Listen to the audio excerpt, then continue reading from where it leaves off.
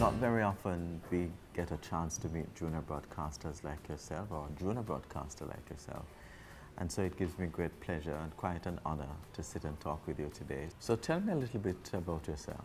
My life in broadcasting actually started at the Montego Primary School, where the former principal, Mrs. Candilee Crooksmith, identified that I had a passion in speaking. And in speaking, I mean, I was very talkative in class, and she wanted me to learn how to use my voice in a positive way. So that's where I found the Kids Hub Media Network, a non-profit organization where we seek to give kids, tweens, and teens an opportunity to share their voice. And I became a part of that organization, and my life in broadcasting just took full speed there from there. So when you were given that opportunity, how did that make you feel?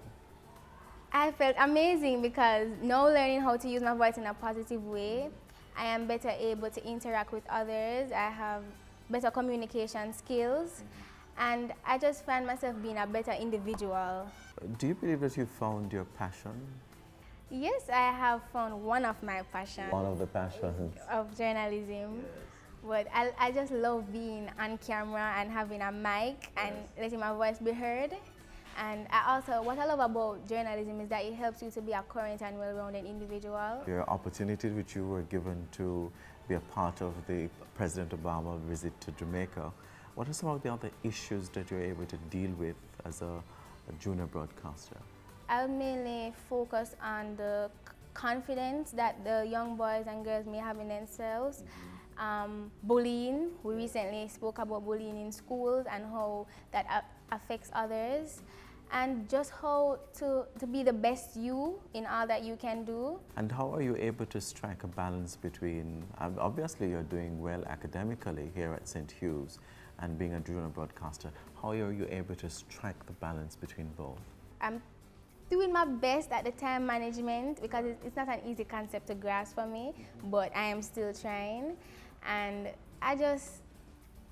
it's just a blessing, I guess, when some people ask me how do I manage this and multi-talents, and I just organize myself well and try to cover a lot in the time I'm given. And so you live in a single parent household, but aren't mothers amazing to provide the nurture and the care and the love and the kind of motivation? But there's something else. What is that other little thing that keeps you motivated outside of your mother's encouraging words?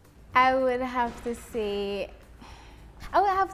give it all to God, that He keeps me going, because many times you're gonna feel demotivated and that you can't go on, but then you just remember where you're coming from and where you are now, and you actually feel proud of yourself, not overconfident, yes, but in that essence to say you are thankful and that you can't wait to see where you are to go in the future. So I would have to give it all to God. What is the one lesson that you've learned having been a junior broadcaster, and and how has that one lesson, changed your life or impact your life in a particular way?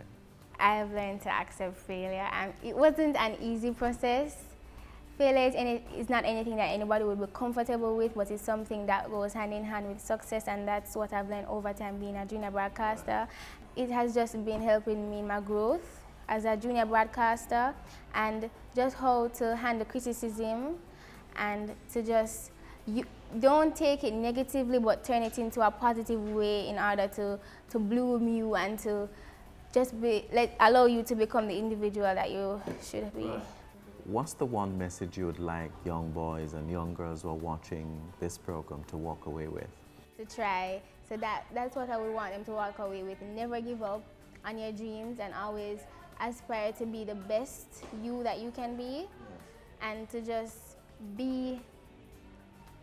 aspire to achieve greatness, and always put God first. And so I want to take this opportunity to say thank you so much. Yeah. And it really was a pleasure talking with you and to you.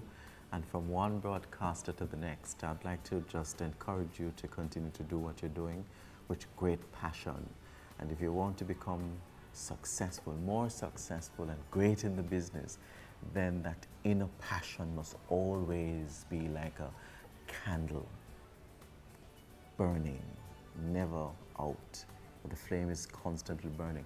That when you think about all the things that you want to accomplish, you feel so good inside, and you're filled with so much joy. When you have that kind of passion, there's longevity. So I wish you all the very best, and thank you so much for talking to us. Thank you.